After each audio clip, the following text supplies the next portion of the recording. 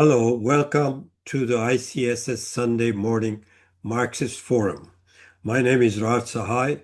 The Institute for Critical Study of Society, known by its acronym ICSS, was formed in 2004 to preserve Marxist heritage and to support struggles for the liberation of humanity. The opinions expressed in our forum are only those of its authors, but we in ICSS believe in Karl Marx's analysis and his 11th thesis on Feuerbach. The philosophers have interpreted the word in different ways. The point, however, is to change it. And the world is changing rapidly as we gather here today, with two major wars involving many countries. The wars today may be to retain the hegemony of the unipolar power, but it is seriously challenged. On February 28, 2026, just 23 days back, Israel and the US attacked Iran while the negotiations were going on in Oman, deceiving Iran. The attack was conducted by Tomahawk missiles to decapitate the state of Iran, killing the Supreme Leader Ali Khamenei, close members of his family, and over 40 highest-ranking government and military officials meeting at his residence to consider the terms of agreement that was negotiated in Oman very recently between US, Israel on one side, and Iran by Iranian foreign minister. At the same time, Tomahawk missiles were fired that killed over 165 young girls at a school in South Iran. First denied by the US, but admitted later on by its military, calling it a mistake. The war has intensified rather than diminish in intensity. Iran has attacked and killed or injured scientists in the vicinity of Dimona Research Center for nuclear weapons in Israel.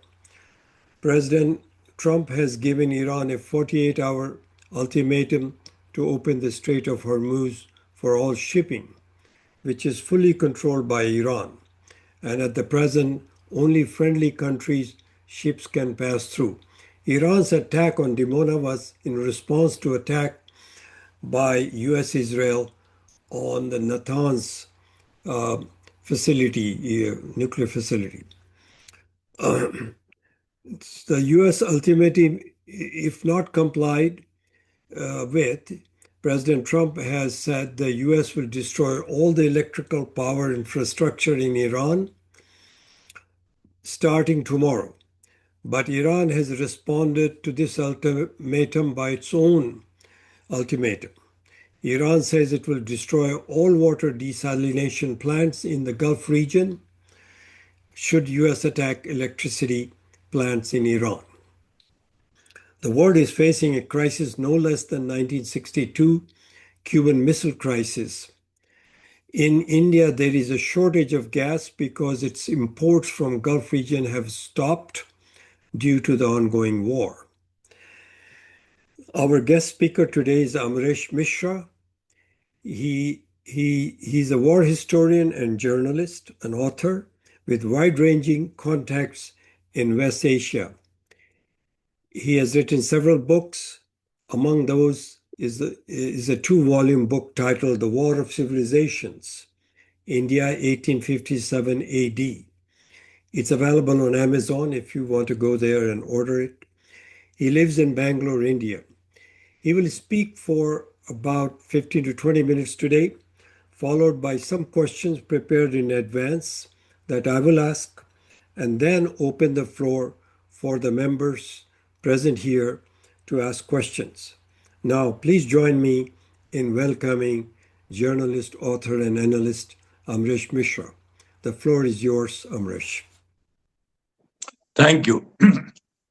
Thank you, Saiji, for the generous introduction. I would also welcome all the guests who are here, and I thank ICSS for inviting me this very valuable discussion, which I was actually looking forward to. So basically, Sahaj has outlined, what is happening right now. I would like to start with what Mao Zedong spoke about the emerging contradiction in the world. And there is a background to this. You see, after in the post Stalin phase, when Khrushchev came to power, the entire he gave the slogan of peaceful coexistence. So basically, what he meant was, I think, that the major contradiction is between socialism and capitalism, but it will be a kind of a non-antagonistic contradiction. Mao Zedong at that time, he put forward this thesis that the main contradiction is not between socialism and capitalism, it is between imperialism and the third world. And in fact, he specifically said the people of the third world. And as the history of 20th century unfolded, we saw how Soviet Union fell and how it was a distorted model of socialism, and that it was an artificial kind of a thing, socialism versus communism. Although the post-Stalin Soviet Union also helped many anti-imperialist movements, it's true, but because of its wrong formulation, it was unable to really articulate the kind of struggles which were going on, especially after the Vietnam War, and it was unable to position itself as a liberator of the people. And then came the Afghanistan blunder. And the Afghanistan blunder was, I think, which the Soviet Union committed, was due to the wrong theorization, the wrong ideological theorization, the wrong grasp of contradictions, because they did not grasp the real contradictions which were there. Because Afghanistan, in fact, started the whole thing about religious forces opposing the communists. The communists, of course, now we know that, I mean, someone might disagree, but the communists, we know that they were not really the kind of, communists in the tradition of Marxist, Marxism, Leninism, and Mao Zedong thought. But you see, the point here is that Mao Zedong, he formulated very clearly that the main contradiction of this post 60s world, at least, will be between imperialism and the people of the third world. Now, if we start from here, and if you again, I'll go back to Mao and his article on contradictions, as well as if you see his other articles, his study on culture specifically. So he was very clear about the kind of consciousness which people have. There is an advanced level of consciousness, there is a middling level of consciousness, then there is a third tier, and then there's a fourth one. And so he, in fact, in his cultural studies, Mao Zedong always said that the advance guard, the communist advance guard, there'll always be a major section behind it, which will be like mired in many, like religion and so many other things. And the other section also, they have their own relevance, and especially in an anti-imperialist fight. So from here, I want to address the central question, which is that Iran, which is a Shiite state, it believes in 12-verse Shiism, and Imam Khomeini, he described the ideology of the state or the nature of the state as wali-e-faq. So wali-e-faqi. Wali-e-faqi means the rule of the clerical, the rule of the clerics, and people define it as a theocratic state. And a theocratic state in Marxism also, we understand a theocratic state mainly in terms of Christianity, that how medieval Christianity was a kind of a union of theocratic states, of different states, or there was one theocracy which was in Rome, and it was ruling, several, or it was dominant in several states before the Protestant movement, before the intervention of Martin Luther. So now, if we see the character of Iran, it is true that the 1979 revolution, it unleashed a lot of forces.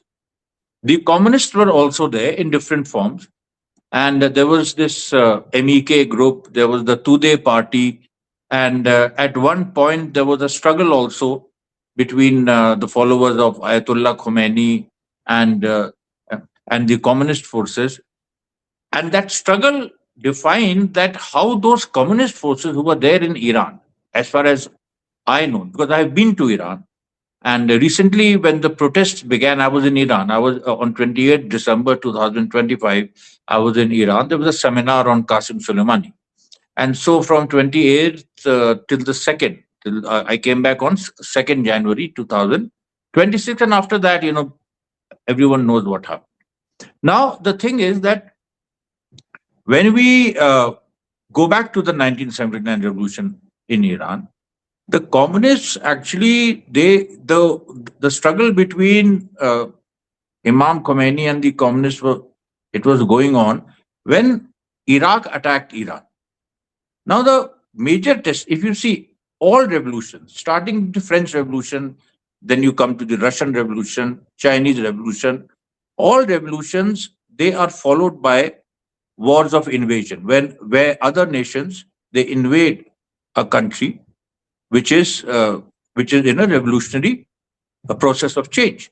France was invaded by so many powers, and ultimately it led to the rise of Napoleon. Russia was invaded; 11 countries invaded Russia, and the Russian Civil War actually was a kind of an anti-imperialist war also, because there were these 11 countries and all powerful countries, England, France, Germany, everyone was attacking Russia, and they were supporting the White Army.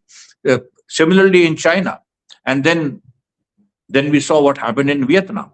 So the real test of 1979 revolution was, I think, the Iraq invasion, and the major mistake made by the communists was that they stood by Iraq, especially the MEK group, and that actually delegitimized uh, communism for a long time to come, and till today at least, as a potent revolutionary philosophy, because they were unable to align themselves with the national mood at that time. I mean, there was, and Iraq was not a brother country, or although I mean, it was not a rich country. It was not America, but America was behind it. Everyone knows that America was behind Iraq, and America goaded Iraq to punish Iran, or to kind of nip the revolution in the bud. It is another matter that Iraq itself was finally crushed by U.S. imperialism, and that is a different dialectics came into play then. But the point here is that you see this whole thing about nationalism and uh, and communism. Now, in India also, in 1942, we faced a situation when the Second World War was going on, and then at that time, Mahatma Gandhi gave the call of do or die. And the Communist Party opposed it because the Soviet Union was fighting alongside the British. And so they opposed the movement. They opposed 1942, because of which somehow or the other they still are the effect of that decision.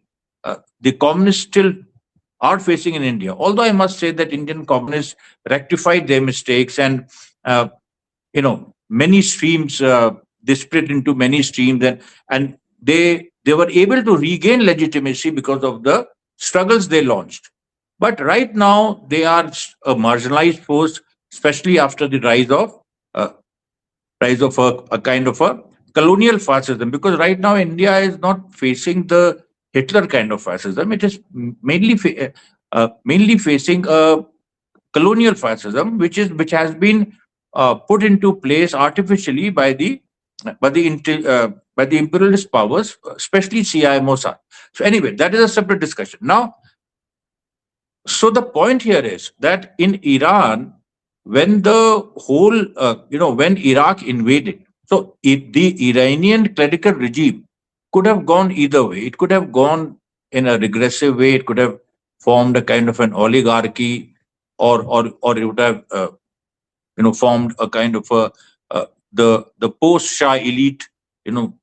They could have emerged, but because of the Iraq invasion and because of Imam Imam Khomeini's his hold on dialectics, especially when he defined the whole struggle like we define between the proletariat and capital. So he also defined between the rich and the poor, the muflis and the arrogant.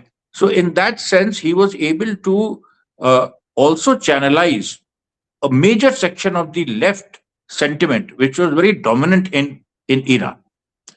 Iran is a interesting example because unlike India, and India underwent British colonialism for a long time, for like 150 years, 200 years, 190 years.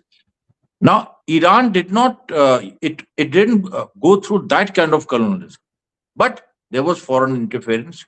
And we all know, and it didn't start in 1953. It began with the whole, the 1890s thing where the British tried to introduce tobacco cultivation, and then there was a fatwa against it. So the clerics in Iran, if you see historically, they have played an anti-imperialist role, and it's a very specific Iranian thing. Let me compare it to 1857. In 1857, also, if you see, it was basically the issue of religion which welded Indian Hindu and Muslim unity, and right now which is being like shedded uh, like anyone's business. But in 1857, it was the fatwa of jihad against the British and the invocation of dharma against the British, which united the Hindus and the Muslims.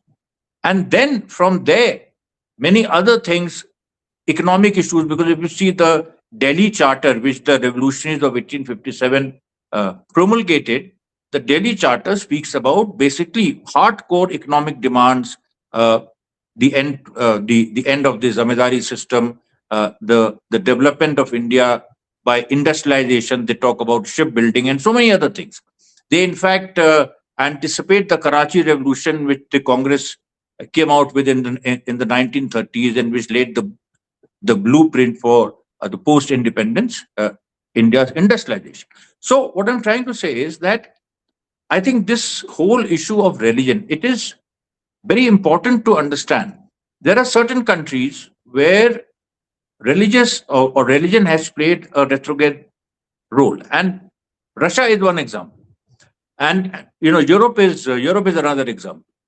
And so the anti-clerical sentiment during the French Revolution in 1789 can very well be understood. But in Asian contexts, especially where capitalism had, emerged into, sort of evolved into imperialism, even at that stage, even when, commercial capitalism was there, or industrial capitalism was there, even then they had started colonizing. So at that time, a lot of religious figures, they opposed imperialism.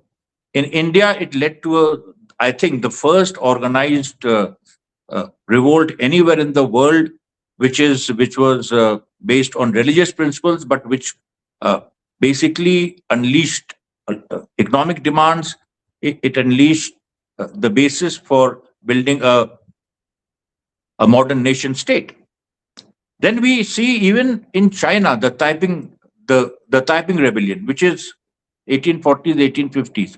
That rebellion also had this Christian, as a leader who was invoking things in a religious manner. So the point here is that what Mao Zedong was implying, that it is not only a certain era like the 19th century where religion can play a radical role.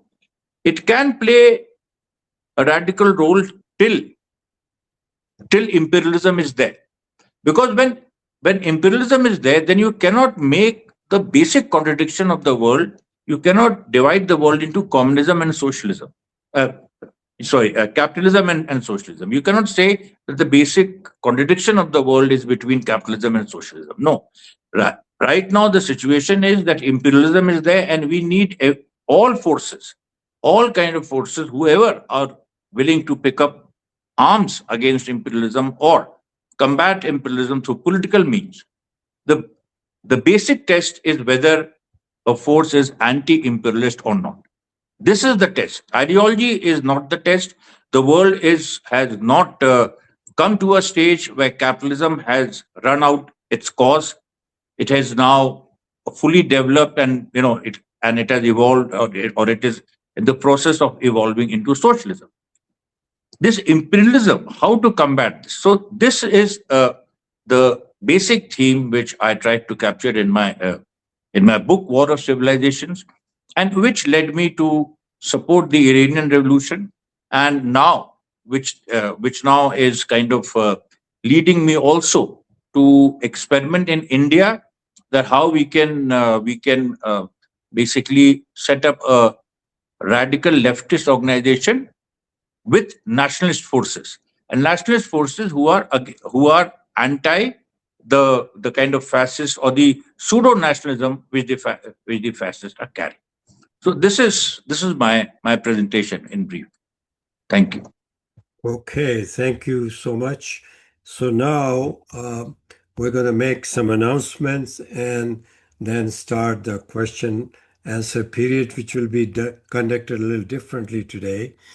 So what's happening next week is we're going to have a speaker on May 3rd.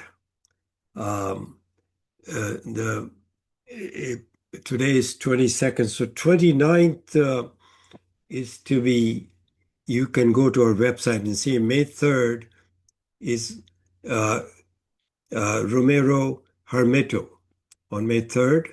And you can look up this announcement on our website. So the way we'll proceed is we will have some prepared questions ahead of time, which I will ask, and we'll ask Mishra ji to answer it, and then we'll open the floor for other questions.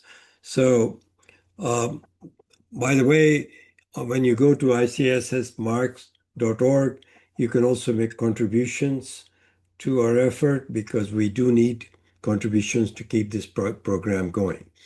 Okay, so the first question is, can you address the threat of nuclear weapons in this conflict?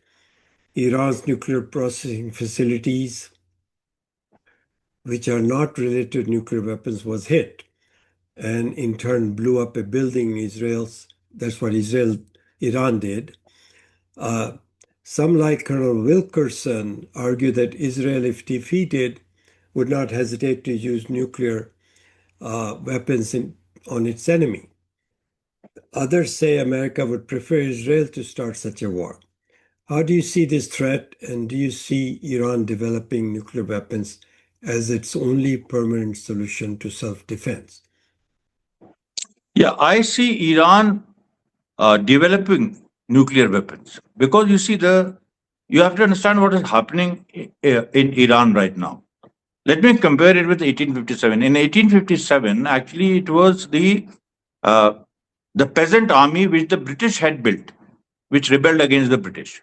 It was called the Bengal East India Company Army, but it had nothing to do with Bengal, because all the sepoys were from UP and Bihar. I mean, my state, Uttar Pradesh and Bihar, and my ancestors were also there. And so, but that army, the British used that army to conquer not just the Indian subcontinent, but also areas like Singapore and Burma and so many other Southeast Asian destinations or countries. Now, the thing here is that in 1857, when the rebellion happened, the Mughal emperor was the figurehead, but the power was in the hands of the peasant sepoys, and they were radical. They were uncompromising. They could not see, like they were not willing to compromise with the British, and they were ready to fight till the end, till death. Now, in Iran, something happened after the assassination of Imam Khamenei on 28th February 2026. And then because it was not just one assassination. Their entire military and political leadership, a major section, was wiped out. Then after that, even figures like Larijani, and then Soleimani, who was the head of Basich, the internal police, and the now even Saeed Khatib, who was the head of intelligence. I mean, he was the intelligence minister. He was also assassinated. So what has happened? In Iran, slowly the IRGC, the Islamic Army, is taking over. And what is the Islamic Army? Now, Iran has a regular army, which is there, which was there in the time of Shah also, and which then continued, and which is there till date. And the regular army has its navy, air force, and ground forces. But Imam Khomeini, he kind of built a separate revolutionary army to preserve the revolution and to remain committed to the idea of, because Imam Khomeini said that America is the bigger Satan and Israel is the lesser Satan, and both need to be wiped out from the Middle East, which I think was a very strong anti-imperialist stand. And so this army, IRGC, which we know as IRGC, or the Islamic Army of the Revolutionary Islamic Army of Iran, it is made up of peasants, workers, and the lower middle class. And a situation has come where, in my studies of 1857, I can see that how the country is being run by autonomous committees which are loosely tied to the new supreme leader, Mujtaba Khamenei, who himself is a person in favor of overturning the fatwa of his father, because his father gave a fatwa against producing nuclear weapons. But now Mujtaba Khamenei and a large section of the revolutionary elements in Iranian society, they see nuclear weapon as a major deterrent against US and Israeli designs. And they feel that if Iran possesses a nuclear weapon, then these forces will not just not attack Iran, they might also leave the Middle East. Yeah. Okay, so thank you. The second question is, many observers treat the war against Iran as a discrete event, disconnected from broader geopolitical developments.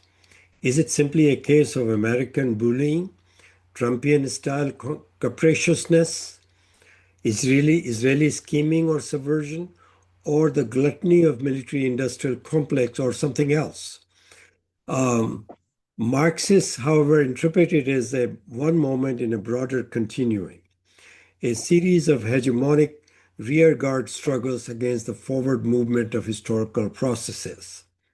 In this view, each new provocation by American capital is an attempt to rein in the growing influence of rival powers, particularly Russia and China.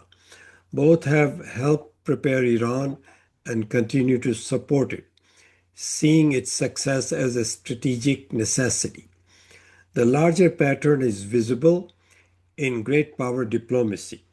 Trump envoys asked Russia to stop helping Iran target American assets. Russia offered to stop if America stopped targeting Russian assets in the Ukraine war.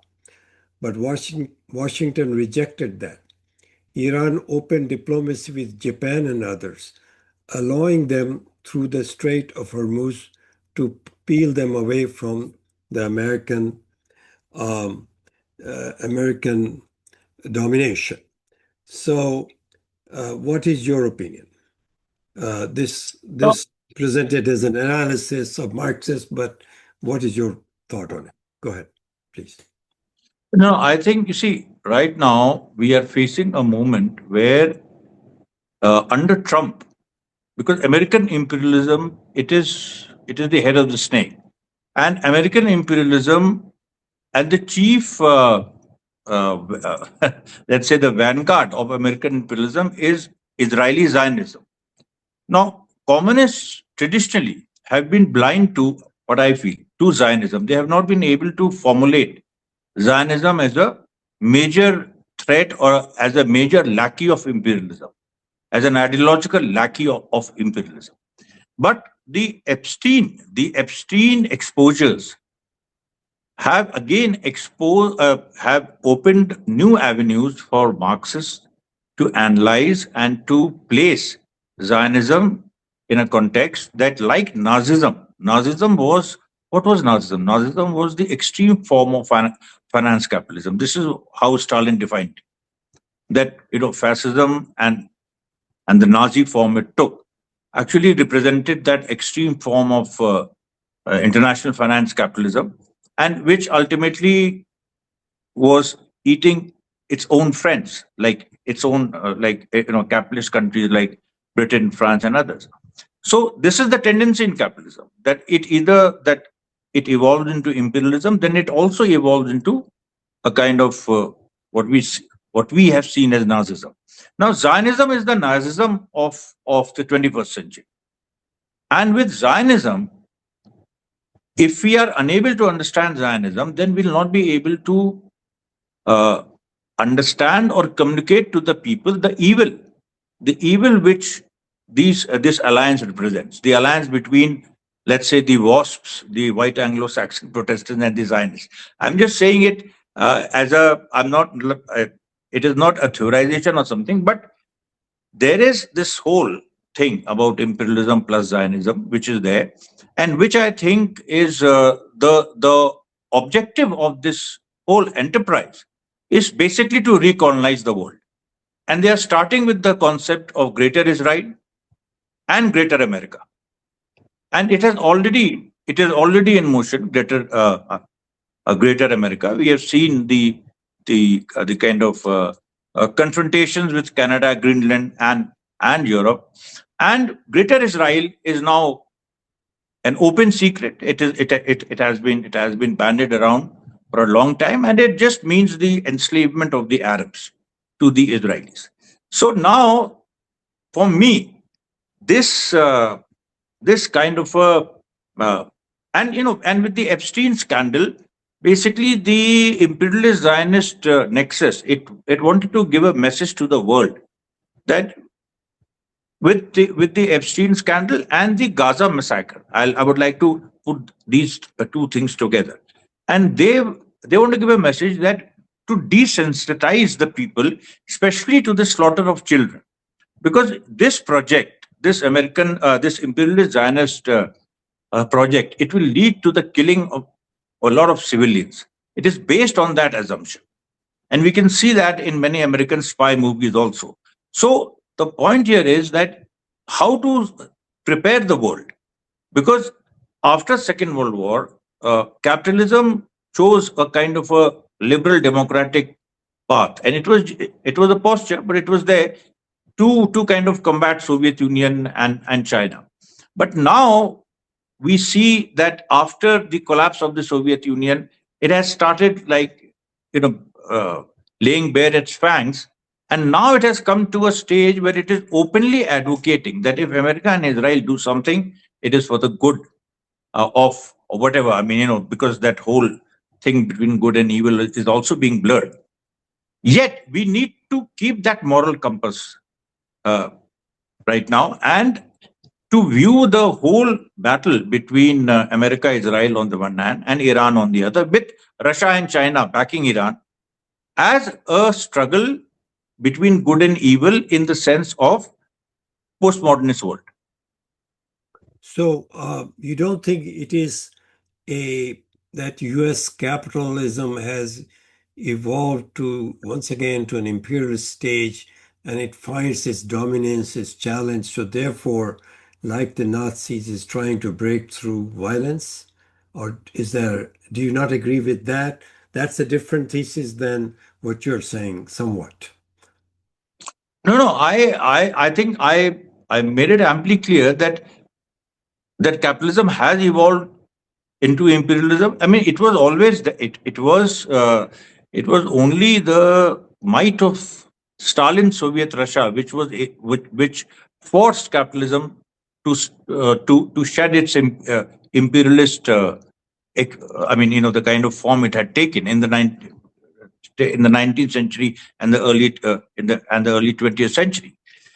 But now, after the collapse of the Soviet Union, however distorted the socialism was there in Soviet Union, yet after its collapse, then imperialism came back as an ideology.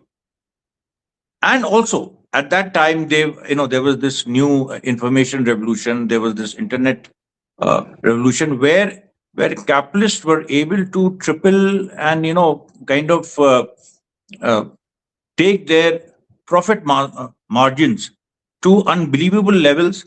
And many of countries, like for example India, which had a semi-socialist or a semi-socialistic kind of a state, and where we were able to build our industrial base from 1947 to 1991, today that industrial base has vanished. And today we see a very different kind of a setup, which is being dictated by the IMF, by the American and the Israeli lobby. So my point here is that yes, American imperialism is, because that is why I spoke about Gaza. They want to normalize violence, and they want to show to the world that accept this violence, you have to accept this, and the only option before you is to bow down before the powerful, which is a medieval logic, and yet it is being resold as a modern concept. Because then you have this whole thing about a new elites ruling the world, who are morally free, who can indulge in the rape of young girls, who can even do demon worship, who can do a lot of things that, if we go into the Epstein thing. So yeah, I mean, I think what you said and what I said, there is a similarity between. Yeah. Okay. So the third question is, there are many class forces, there are many class forces at play in Iran. Industrial working class, service sector working class, the bourgeoisie, both accumulating through private and state sector, merchant class, bazaar traders, religious Shia clerics, rural peasants, agricultural laborers, middle class technocrats, also minorities, ethnic minorities, Kurds, Azeris, Baluchis, Arabs, etc. Many of these classes are unstable socially and sometimes prone to opposing the state or ruling classes. How do you see this maelstrom of forces affecting the trajectory of Iran's future over the next decades? And that's a very interesting question. Actually, it's quite close to my heart, because as a Marxist, I have studied, I've seen 1857 and now the Iranian situation. Now, let me put it this way: Iran is still a society which is developing, which is not a developed capitalist society, right? And it has a kind of a, it is in a very similar stage. Although India, because it is big and because of the stability India has enjoyed, because of various reasons, Iran can be compared to India, but it's also a very distinctive case. But the class struggle within Iran is fought also under a religious cover, like for example, and under an anti-imperialist cover.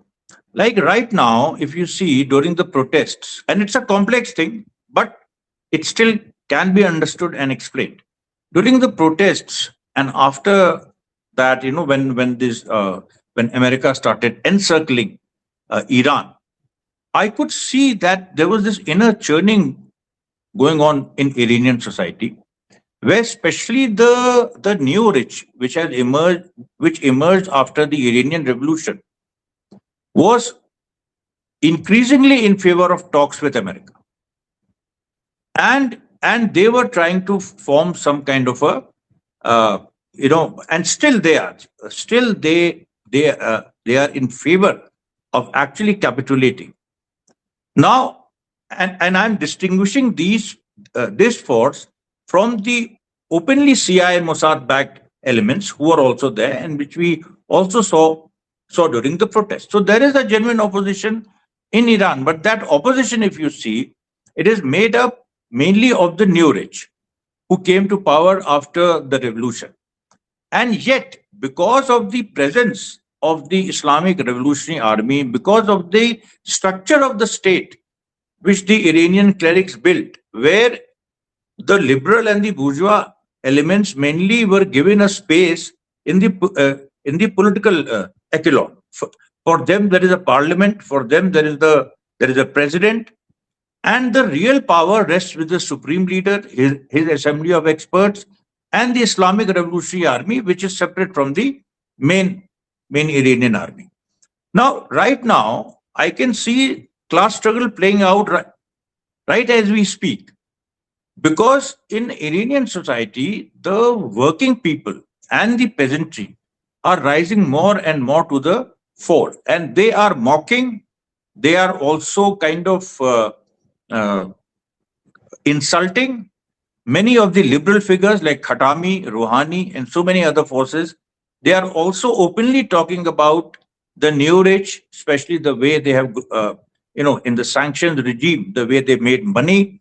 So all these debates are going on in Iranian society. But the interesting thing is that the power balance in such a moment as this one, where there is a kind of a revolutionary war which Iran is waging against imperialism and Zionism. Here, the working classes are coming more and more to the fore. Yeah. Thank you. So, do you consider then Iran to be part of genuinely anti-imperialist bloc, or so that's how you see it, in sense that it is forced to be an anti-imperialist, and it's in a bloc with Russia and China. So, do you see Russia and China as progressive counterweights to Western dominance, or as competing powers with their own forms of expansion and global aspirations? So this is again a very interesting question. The the point here is that Russia and China, you see, Russia is no longer a communist country. China, a communist party is there, and it has chosen market socialism as the way forward till it is fully developed.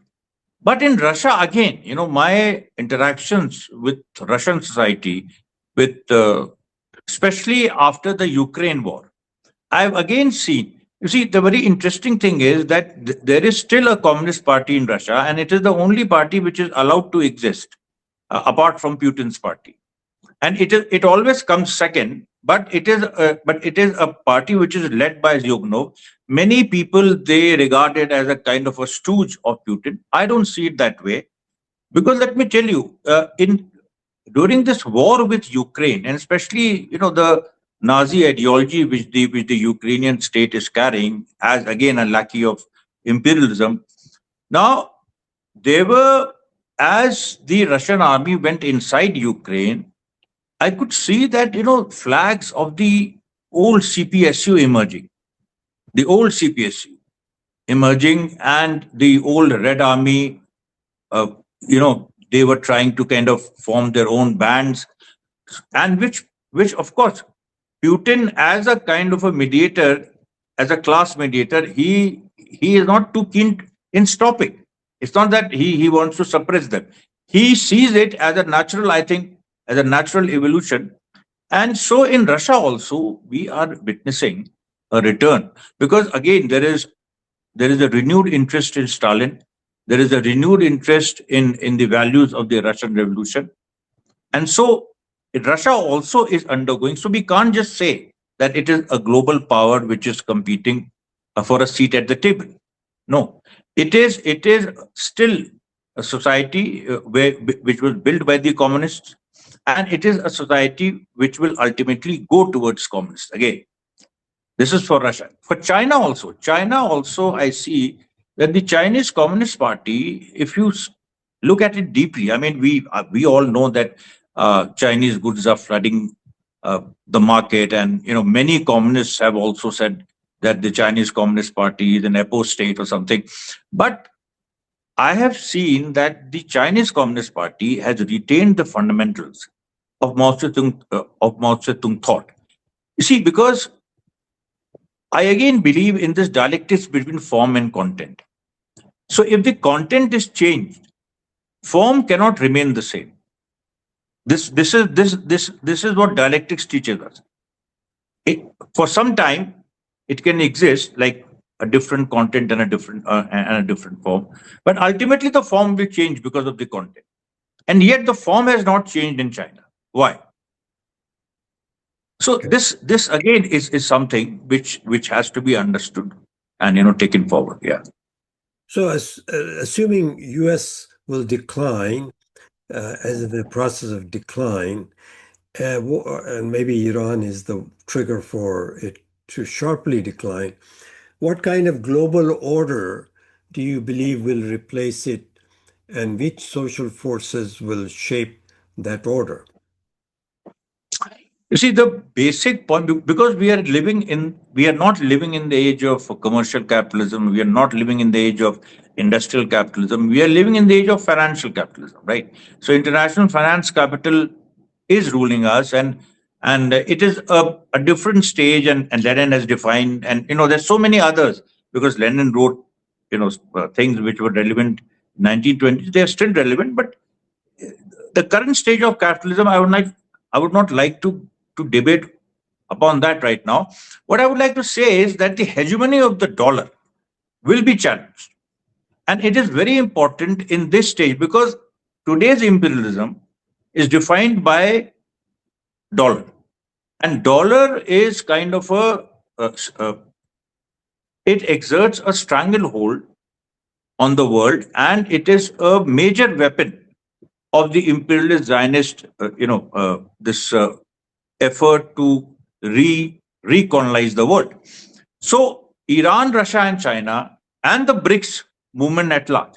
And let me tell you the dialectics of India here, because India, if you see the new powers, like in 2014, the defeat of the Congress. Congress was never a radical force, and it was a kind of a liberal bourgeois force within a semi-colonial context.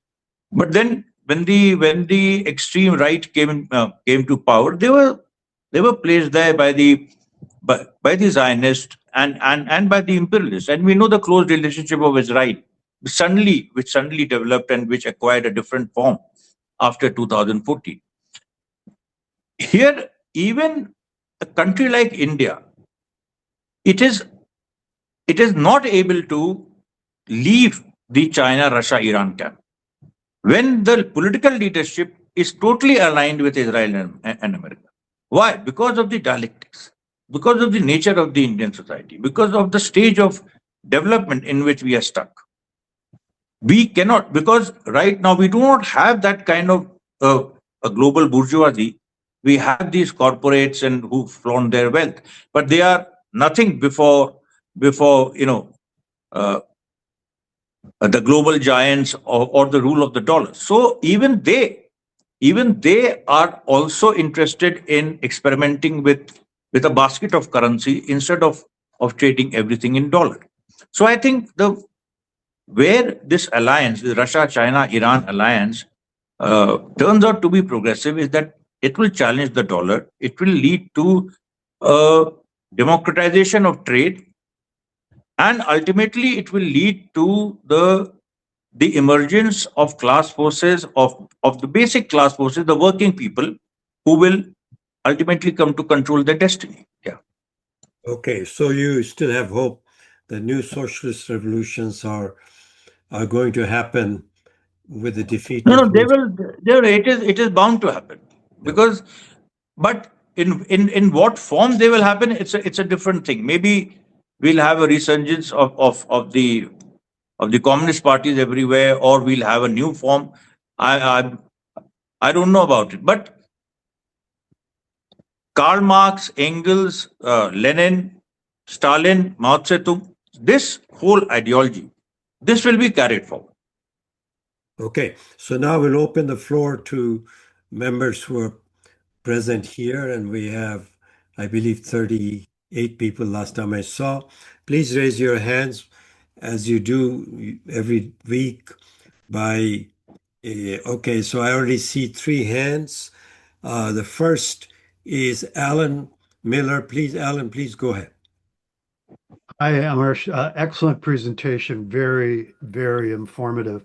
I don't want to derail the discussion or distract away from Iran, but can you briefly comment on the specific stance of India on the Iran war, this shifting back and forth, dropping of oil purchases supposedly from Russia, and the award that was given to Prime Minister Modi by the Israelis, by the Zionists.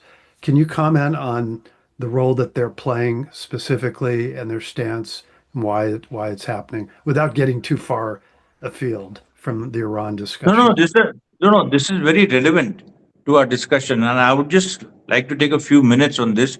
You see, India, when it gained independence, the Indian bourgeoisie it was not a nationalist bourgeoisie. It was Marxists kind of defined it as a comprador bourgeoisie, which was still tied to imperialism, which retained the colonial remnants and, in fact, feudal remnants also.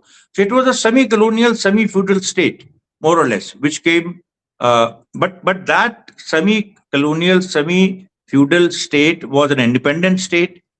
It had its own bourgeoisie, however weak they were. It had its own, and in a situation where the bourgeoisie is weak, the state stepped in and it kind of industrialized the country to a certain extent. It was never really, because we didn't see a peasant revolution after 1947. We should have seen that. We didn't see land reforms to that extent, which should have been there for a society to actually really become modern. So India was a semi-feudal, semi-colonial country with a very liberal kind of a westernized and a socialistic veneer.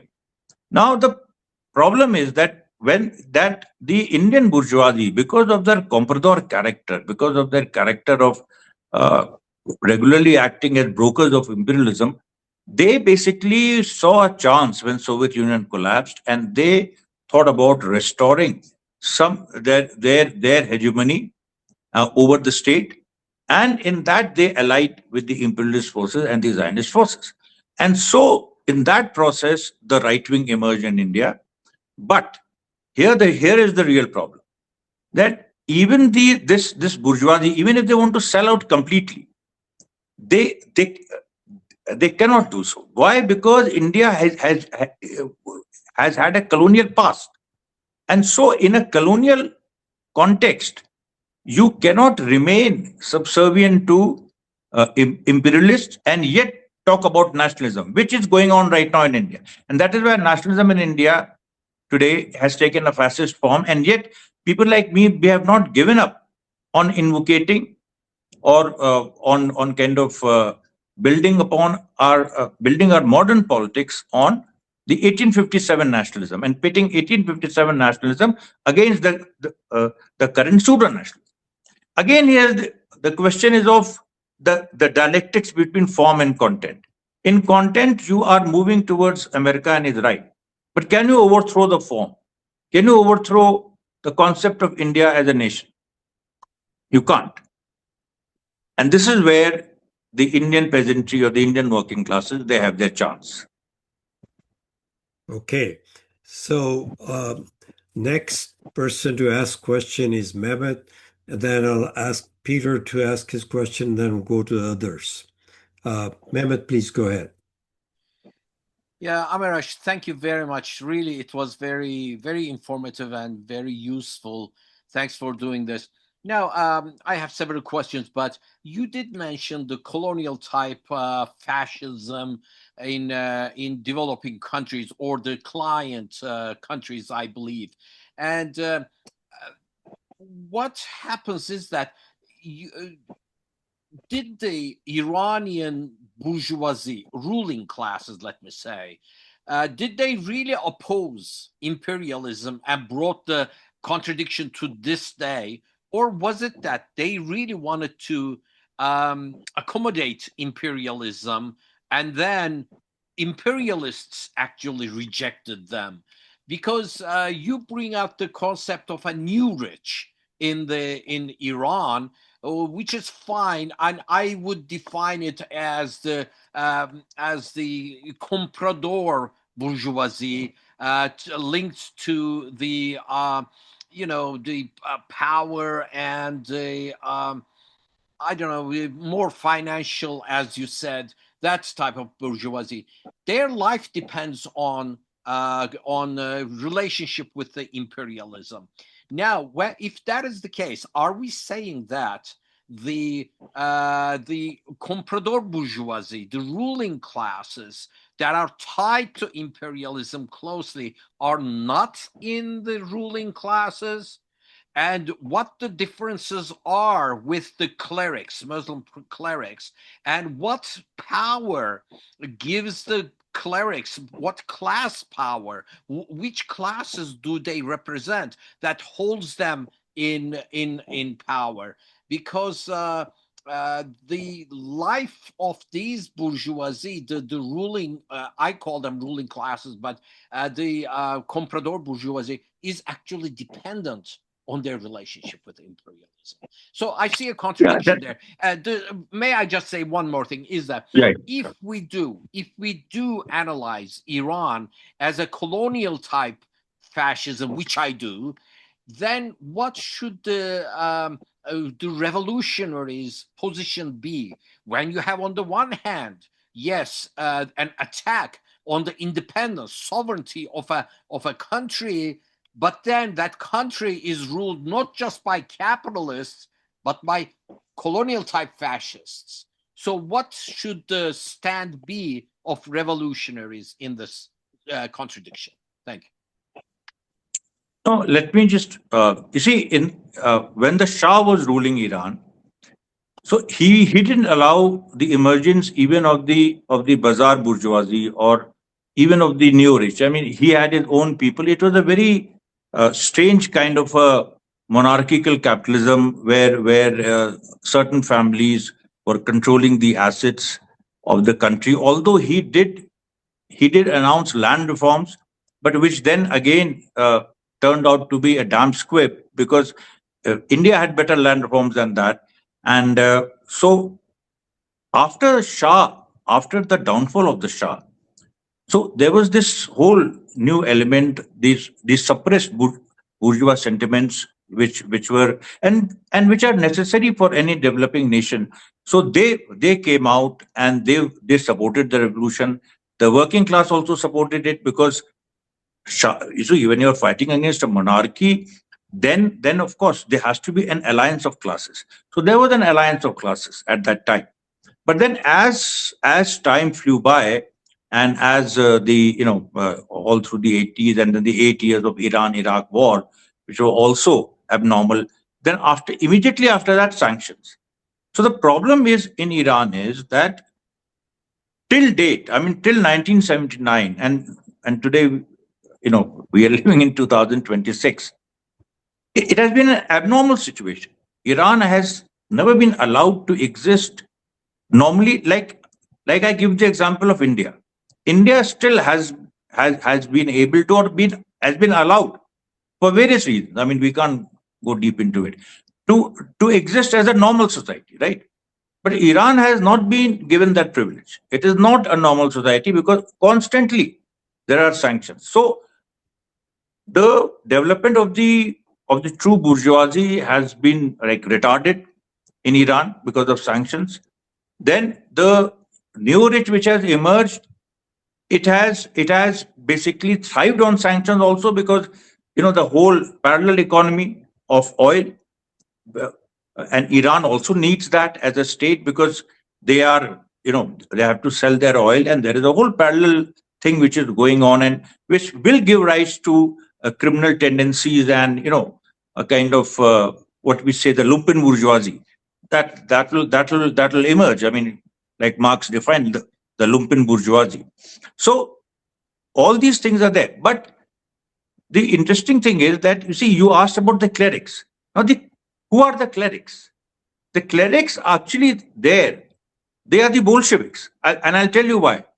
Because you see, Lenin, when he defined the Bolshevik party in what is to be done, he specifically said that it is the Bolsheviks need not necessarily come from the working class or the peasants, but they are dedicated to the communist ideal their whole life. And it is a whole thing about the Bolshevik code and the Bolshevik, and that is why the whole this whole thing about uh, certain elements of Russian society, working class in origin like Stalin, but also people like Trotsky and others. And I'm not going to the debates of what happened between Trotsky and Stalin. It is just a general theorization that so the clerics they are basically they come from the lower middle class or the peasantry.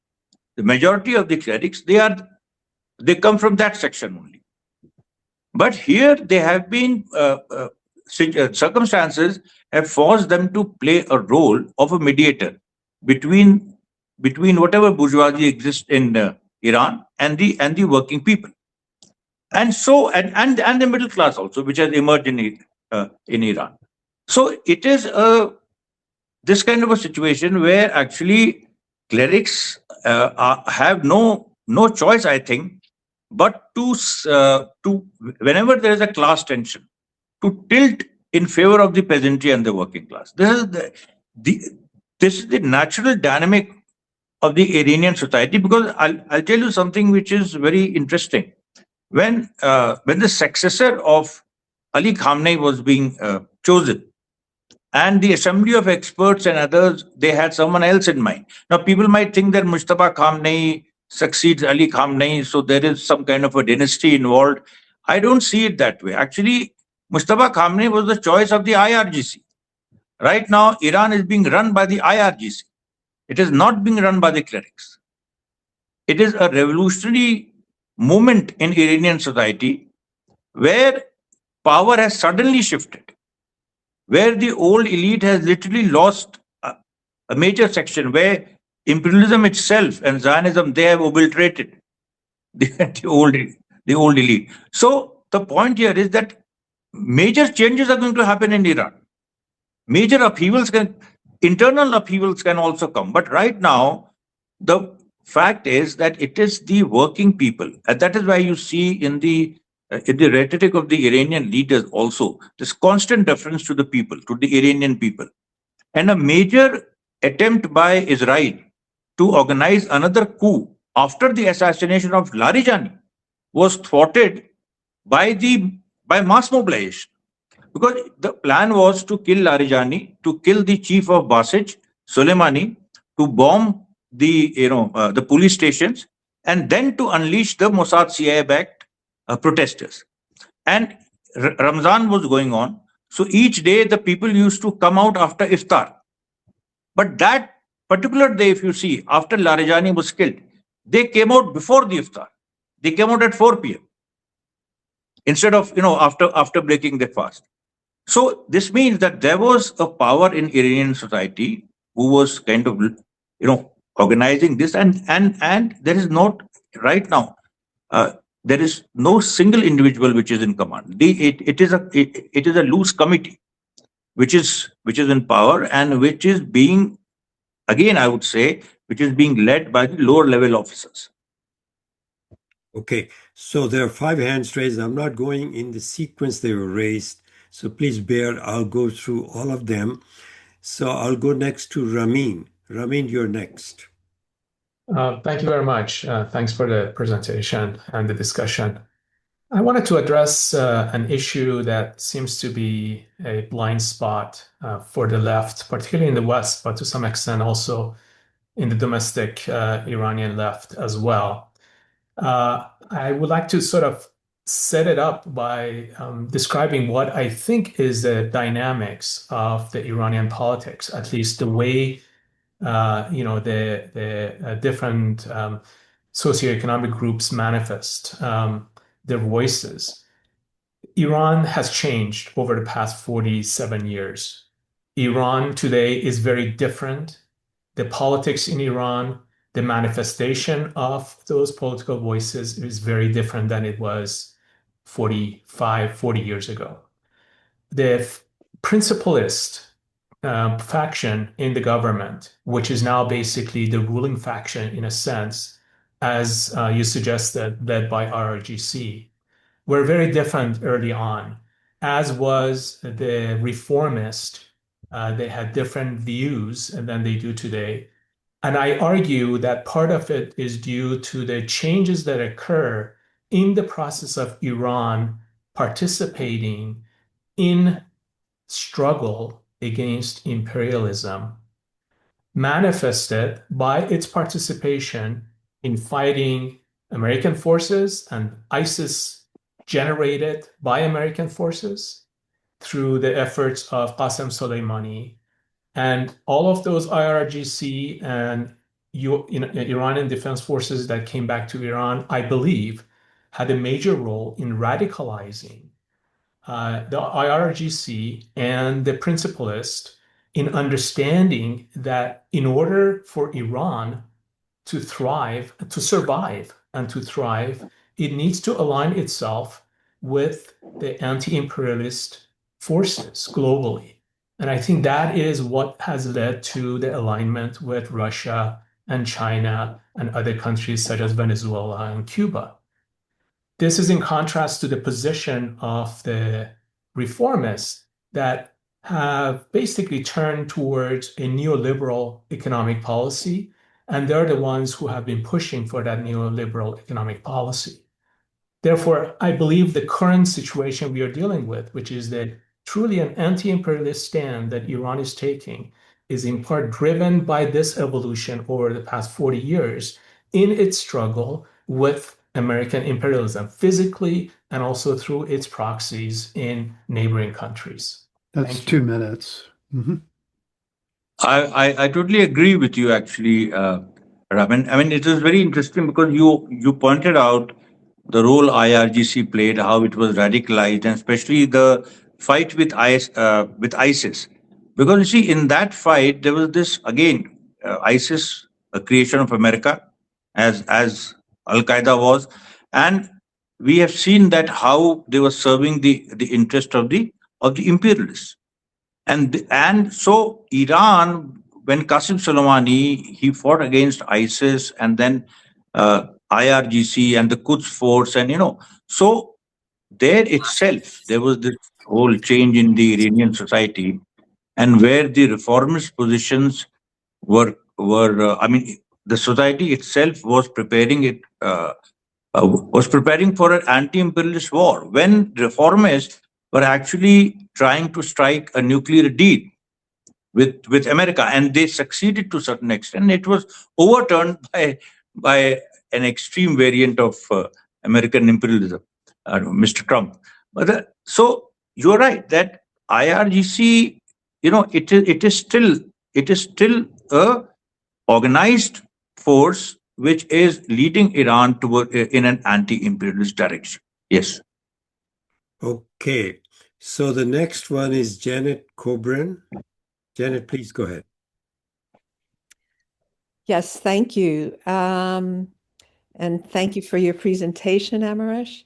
Related to the IRGC, as you described, to help understand current day Iran, one should look at Persia's rich ancient history going back thousands of years as compared to the US and even the other Western states that are part of the empire currently.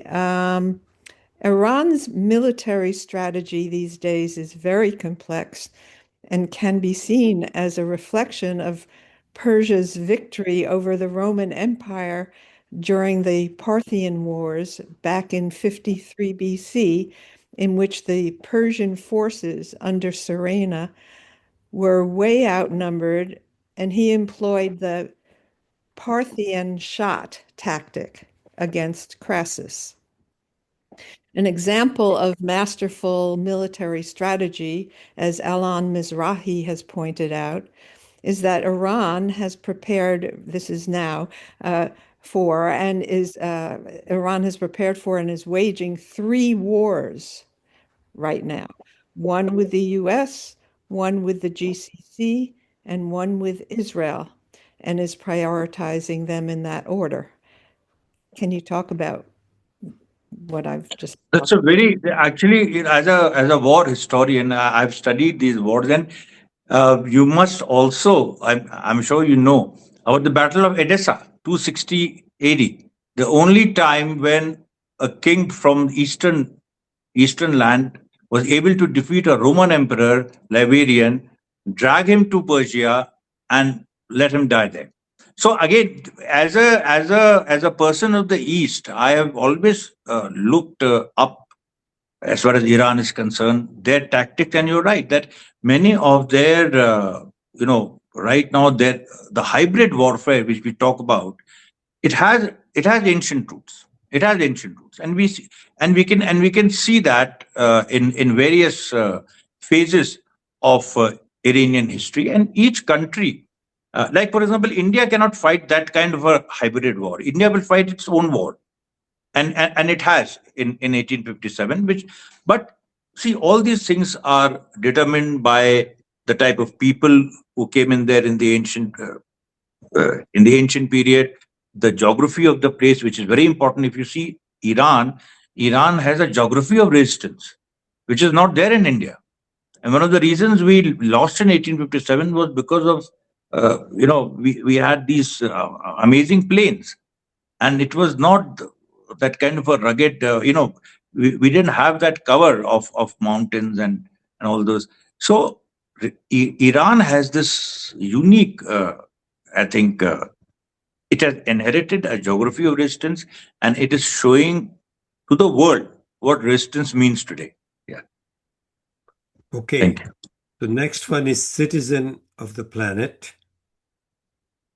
Yes, thank you.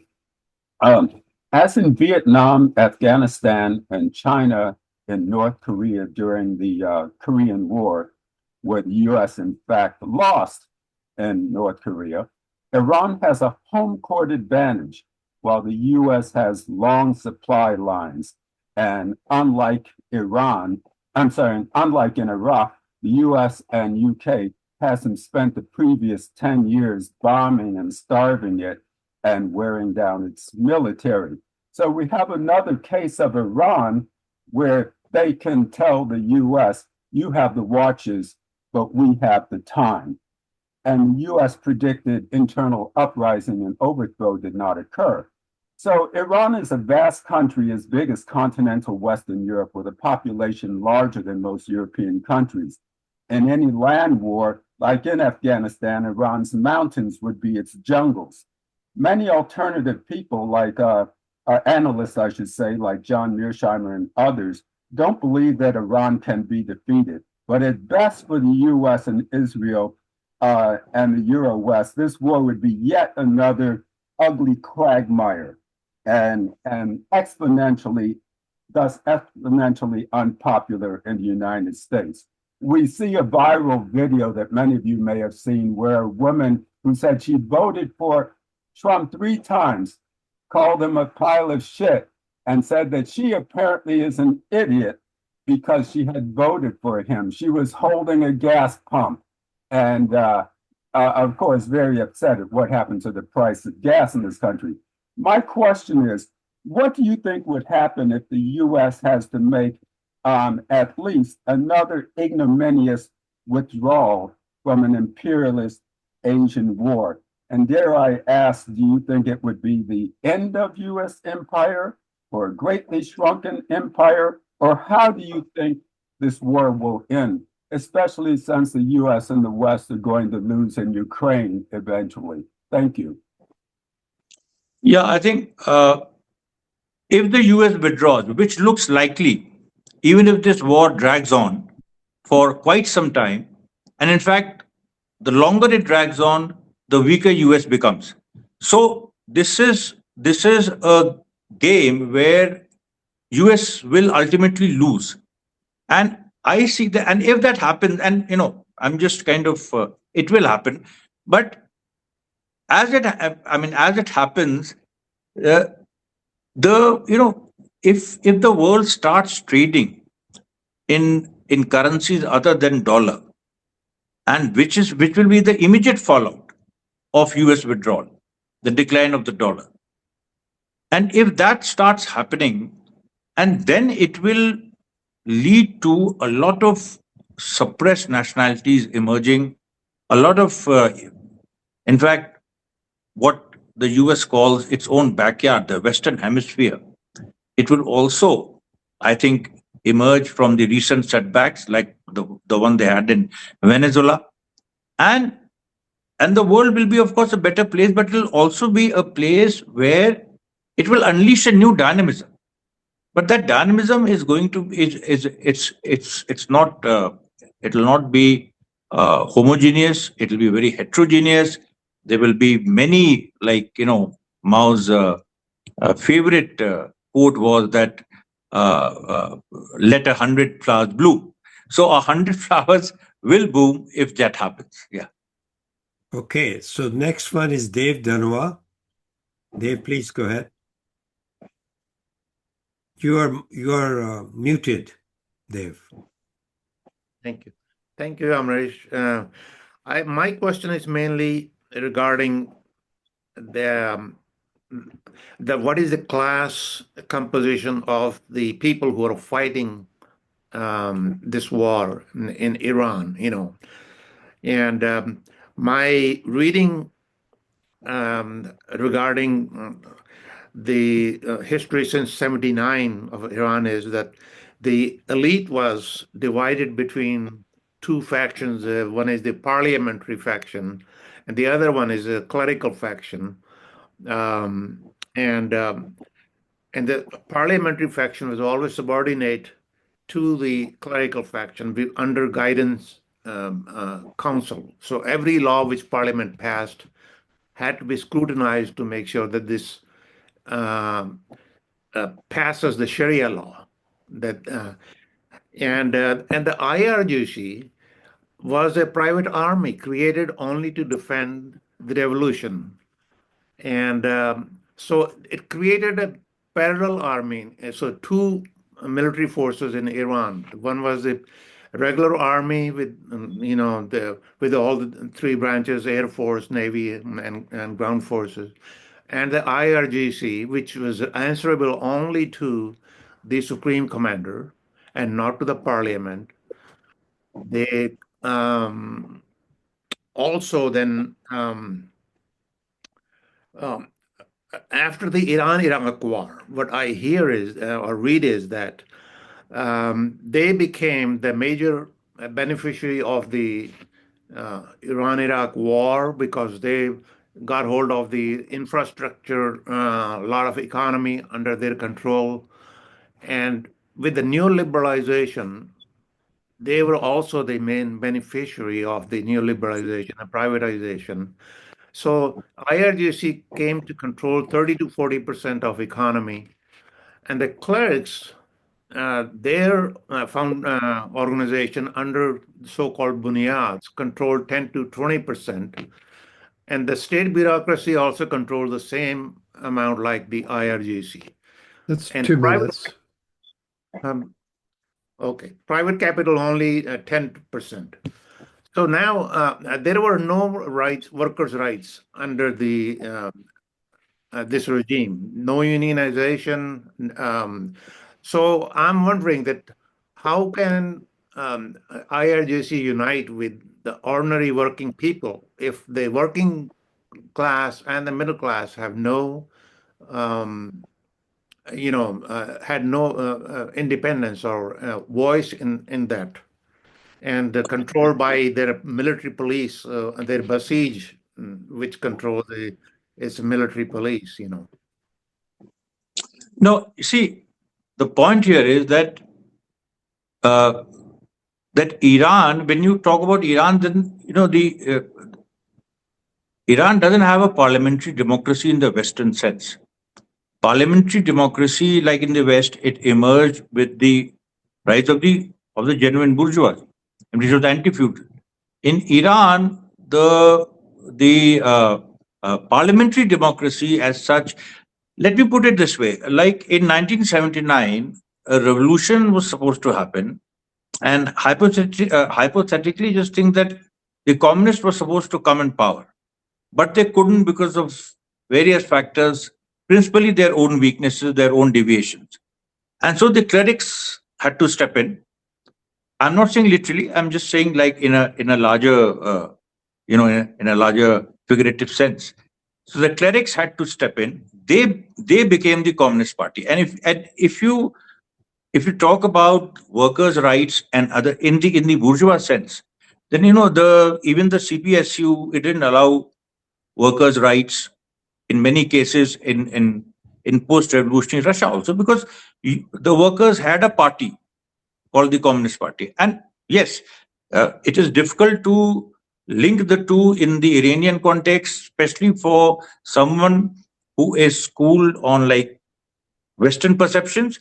But in Iran, if you see, the IRGC is very interesting, because what you said, that IRGC controls 30-40% of the country's resources. Now, in Army of Pakistan also controls 30-40 of the country's, more than that, in fact, 60-70% of the country's resources. But the Pakistani army is dominated by the landlords, of Punjab and of Sindh, and they basically suppress the the Baluchis and the Pashtuns. So there, it's a very different thing.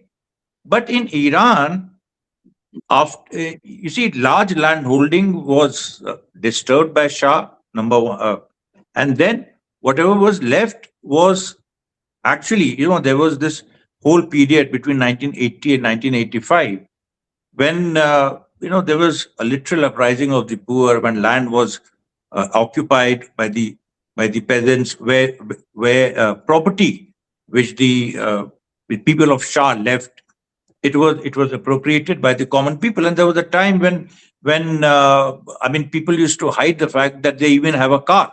This is in the 1980s. The plebeian sentiments were so strong. So as time progressed, and as Iran came under sanctions, and as it had to fight constantly imperialism and Zionism, then you see, so the natural logic of that was that the IRG, that history prevented IRGC from becoming like the Pakistani army. It was impossible, because IRGC had to fight America. Number one, Pakistan always allied with America. If you recall, IRGC had to, like the Iranian state had to fight America, and to fight America, you needed to accommodate. You needed to go deeper and deeper, down and down, till the last man of the society, to include those sections in the power structure. Okay. That is a very interesting dialectics. Okay. Thank you. There are only two people remaining, and then we'll end the program with any final thoughts you have. We'll give you a chance to give any final thought. So we'll go with John Olson first, and Eugene Rule would be the last one. John, please go ahead. Okay, thank you. In a recent presentation, Brazilian journalist Pepe Escobar was dismayed about the position of India in reference to this conflict. He said about 2 weeks prior to the outbreak of the war, Modi had gone to Israel and symbolically kissed the feet of Netanyahu.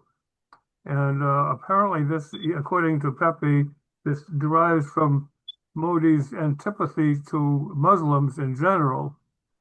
And this seems to be a very bad direction. And in Pepe's word, it put BRICS into a coma. So any comment on that issue?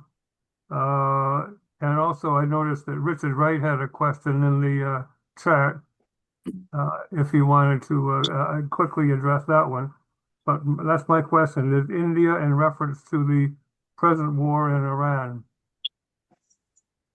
No, actually, India, I addressed this this aspect earlier, but I'll repeat it. India is in a very precarious situation, because the current party which is in power is regressive. It is anti-Muslim.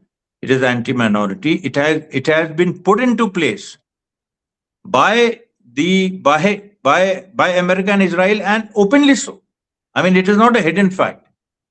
See, so and the penetration of Mossad and other, especially Mossad in India, has increased since this Bharatiya Janata Party came to power in 2014. But the interesting thing is that India still, as a country, you see, as a party, as an ideology, BJP or RSS can think, or they can think along fascist lines, or they can, or they, and they even tried to implement. But then, there was this inner logic of the Indian society, that Indian society still is not a developed capitalist society. Modi cannot become a Hitler, because I mean, even if he wants to, he will always be put into place by Trump. India is still a semi-colony. And because of its nature of being a semi-colony, it has to strike a balance between Iran and Israel. It cannot straight away go to Israel. And this is again, dialectics comes into play. That how much ever you wanted ideologically to go with Israel and America, you were unable to go. This is the revenge. This is the revenge of dialectics on Narendra Modi. Okay. So I'm going to look for Richard Wright's comment, or Richard, do you want to, Richard Wright, do you want to come in and ask your question? Please go ahead first, and then I'll go to Jean as my last question. Richard may not be in the meeting. I think he was remotely. I see his face and says, Yeah. Okay. Let me. Sorry, Richard. I'm It's a on my cancel little culture. iPad. I'm not used to it. Okay, my question is just very simple. It's probably not all simple. Could you explain the difference about MEC? I'm confused about MEC and their relationships inside of Iran. And the other one is the Kurdistan Workers' Party, I believe, who just announced that they will not support, if I'm not mistaken, they will not support the United States in its endeavors. Thank you. What was the first question? I'm sorry, Could you give us a little? You mentioned the MEC in passing, the MEK, and MEK. Okay. And I don't know anything about the MEC. Could you explain their history or their relationships to the political power within Iran? So MEK started out as a Marxist-Leninist, Mao Zedong thought kind of a group. But then, when the Iraq War happened, and it took part in the revolution, and there were various forces which fought against the Shah, and the communists were quite significant. But then, when there was this inner clash between the ideology of Ayatollah Khomeini and the communists, so the communists, they started allying with the West. And MEK ultimately allied with Iraq, and it became a force which is currently actually trained by CIA and Mossad to infiltrate and to create disturbances inside Iran. So MEK has a very it is a party which calls itself People's Mujahideen, but it is actually. It is serving the interest of imperialism directly. But the Kurdish scene is different.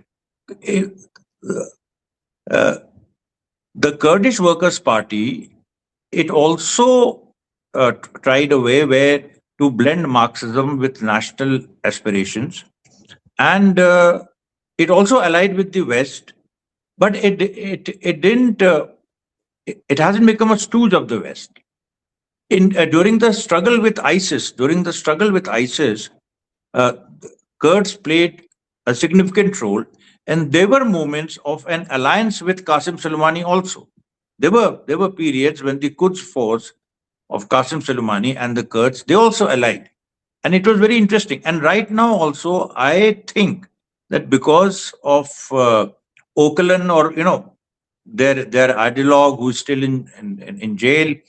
Maybe because of him, although my study is not very deep as far as the Kurdish movement is concerned, still I think they have uh, this remnant of anti-imperialism inside them, where they are not willing to become another pawn in the game. Yeah.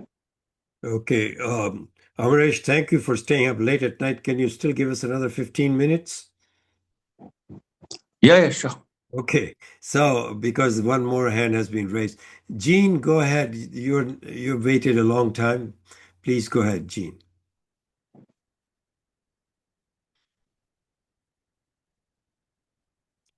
Jean, you are still muted. Now I think I'm not. Yeah. Okay. Well, I want to thank our speaker. This was a great talk. Wonderful. I learned a lot from it. Again, I'm glad we're taking the time. But I want to point out, first of all, that ICSS does not take political stances, so that we may have our own opinions about what's going on there, and we think it's important, but we do not, as an organization, take a stance. However, my other organization, Veterans for Peace, does take political stances, and we have condemned U.S. participation in the war on Iran, and also have called upon members of the U.S. military to refuse illegal orders, which would be any war orders to go into Iran. So I think people should be aware of that, and if you feel like supporting Vets for Peace, you could do so on our webpage. The other question I have might be more elaborate is I remember back in 1953, Time Magazine's Man of the Year was a fellow Mohammad Mossadegh, who was leader of saying, Iran should control its oil. And that ran afoul of British Petroleum and other powerful interests. And they sent this guy, Kermit Roosevelt, who was actually Teddy Roosevelt's son, sent him into Iran with satchels of money, and he engineered the overthrow of Mossadegh. And so I'm just wondering do people still remember Mossadegh and the contributions, his stance on U.S. imperialism? Yeah, of course. Mossadegh is a celebrated figure in Iran. He's regarded as a hero. You see, because he was the first politician to take a stand openly against British and American interests who were trying to control Iranian oil. And so he is regarded, he is kind of emulated, and people of Iran today see him as an inspiration. Yeah. Yeah, and justly so. Thank you. Okay, there are Thank you. two hands again. So we'll make these two last questions. Please do not raise hands further because it's already late. Judith Osterman is next. Judith, please go ahead. Okay. Well, thank you for your presentation. Unfortunately, I had a lot of trouble getting onto the meeting, and I missed the entire thing. So I don't know if you dealt with what I'm about to talk about. I'm interested in why America went into this war knowing that Iran had a gazillion missiles that they had threatened to destroy the U.S. bases in the Gulf monarchies and close the Strait of Hormuz, etc. They knew this. They believed it. I'm sure they believed it.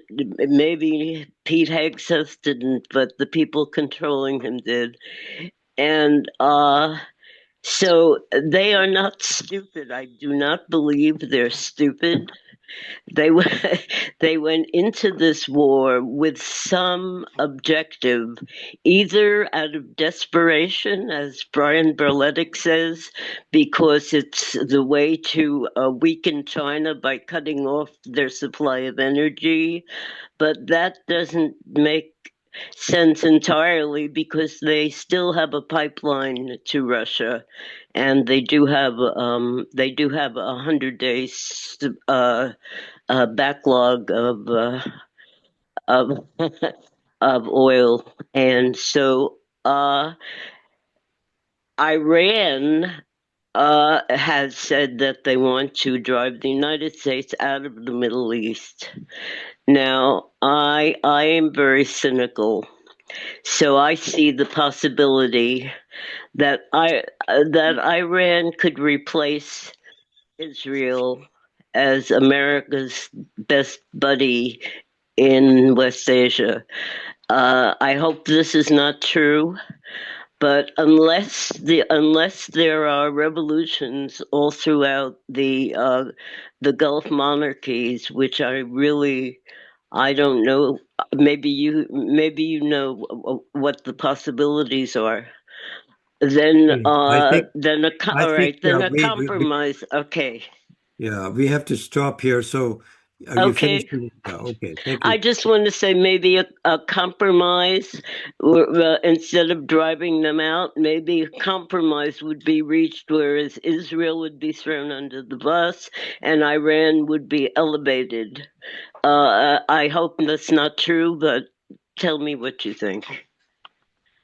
No, it's quite possible. Actually, the thing is that in Iran, there is a section, the reformists, who want uh, some kind of an understanding with the US, and they have been wanting it for a long time.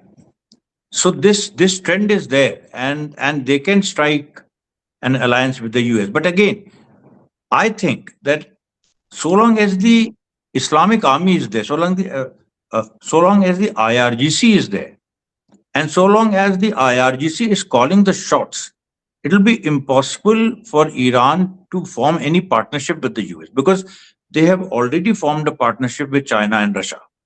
And in any geopolitical game, they will be with China and Russia. Yeah. Okay. Jim, you're the last person. Please go ahead.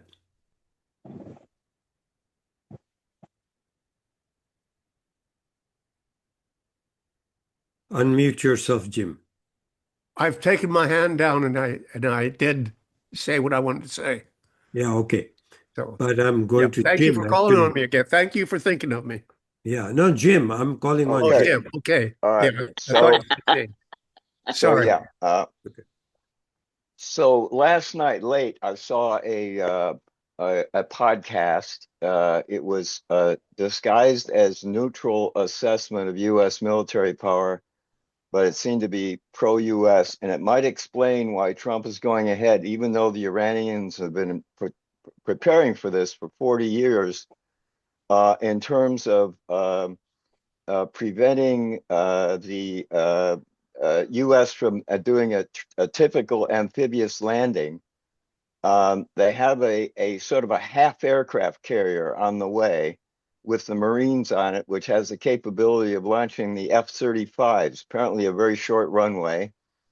And they'll be going in by air with helicopters, etc. And they're assuming that the Iranians will be overwhelmed by this type of force on the attack on Karg Island. So I was wondering, I'm assuming the Iranians, of course, are on top of that, but is that going to make it easier for the U.S. to take Karg? No, actually it's a very important question you raised, and you see, Karg Island is something which the US will try to take, and it's quite possible that there'll be an amphibious assault by the Marines. Now, whether that assault leads to a kind of massacre of Marines or it leads to the Iranians capitulating, the best part is that Iran has prepared for this scenario. They have prepared that if Khark Island is taken, then what do we do? Then they have a plan B, plan C, plan D also. And I've been to Iran. You see, its terrain is very interesting. It is the kind of terrain where you can fight a guerrilla war for years. Like Vietnam had its jungles. Uh, Iran has its own. It has deserts, it has mountains, it has plains, and they have prepared their defense in a way which is like a mosaic, where if one section falls, you always have the other. When that section falls, you always have the other, and then you can always reroute yourself and come back to the first one which had fallen. So this kind of a war of attrition, a war of movement, even if there is a ground assault, ground invasion, and the Iranians lose in the first few hours or in the first few days, which I doubt, but even if they do, then they have this strategy chalked out of how to drag this into a long war of attrition where ultimately Americans will lose. Okay. Thank you. Thank you. Thank you, Amaresh. Now, if you have any final thoughts, you want to make a statement, go ahead before we close the session. And really want to thank you for taking time and coming to our program. It's late at night for you. So please go ahead, Amaresh. And could you put your contact information into the chat for us? Yeah. Sorry? And how we can get your books? Well, how can we contact you? Mr. Sahay has my details. He has my details. Okay. Can I give everybody your email address? Yeah, sure. Not an issue. Okay. I'll put it Not here. an issue at all. Okay. So go ahead, Amaresh, if you have any final thoughts on it. And before we close the session, and we want to thank you.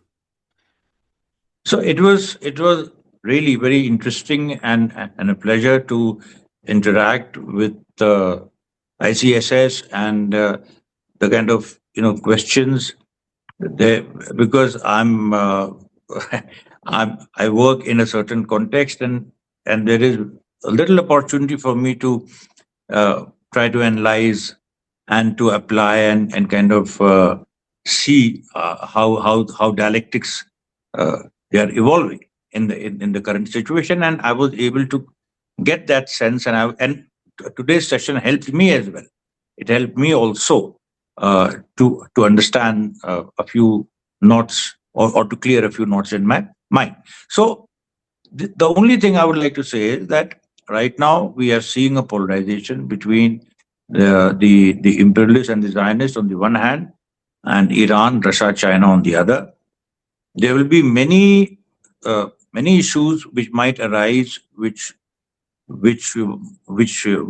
can trouble us about Iran, China, and Russia also. But we should not disregard those concerns, but we should keep those, and yet we should keep the main contradiction in mind, because this battle which is going on is going to reshape our future. And on the one hand, you have this whole Zionist imperialist abstainism, and on the other hand, you have this hope for a better future. So this is all what I want to say. Okay, and then a question from Mehmet: how can we get your book? Can people email you, or should they go to Amazon? It's available on Amazon. They say they only have few copies, and it's $70 for 2-volume book. I've requested you to, if you have some extra books and they are available, if you could mail us, and maybe people can mail me, those who are interested in his books, then I will contact him, or they can directly contact Amaresh. I've put down his email address in the chat. So Amaresh, Yeah, definitely. I will speak to my publisher. Okay. And hopefully, yeah. So, but I would like to know the number of orders. Okay. I'll gather those. So why don't you, everybody, send me, and if you don't know my email address, I'm going to put that down right now in my While you are doing that, Raj, let me just jump in. Next week, on the 29th, we are going to have Kim Sipes. He has been with us before, and he's an expert on labor movements, labor organization, and so he has written many books, including both the U.S. Labor movement and also movements around the world. So he is going to be speaking about the war and the working class, what it means for the working class to have such an imperialist wars around the world. So I think it's going to be very, very important and informative. So please don't forget to join us next week. It's going to be a very, very interesting session. I can promise you that. I think, Amaresh, also you are on Telegram channel, and you have both English and Hindi text there, so that those who don't speak Hindi, they can get it from there. How about in Twitter, X? Is that English, Hindi also, or is it only in Hindi? Twitter. It is mainly in Hindi, but I try posting in English as well. And my Twitter handle is at Mishra_Amaresh, and Mishra is MISRA. Yeah, it's not SH. Yeah. Okay. Well, thank you very much for coming, and thank you everybody for participating. And we hope to have you back in our session another time and go into the your book as well as dialectics and the third world's liberation. Thank you very much. Thank you so much. Thank you, everyone. Thank you so much, Amaresh. Thank you. Yeah, thank you. Okay, please.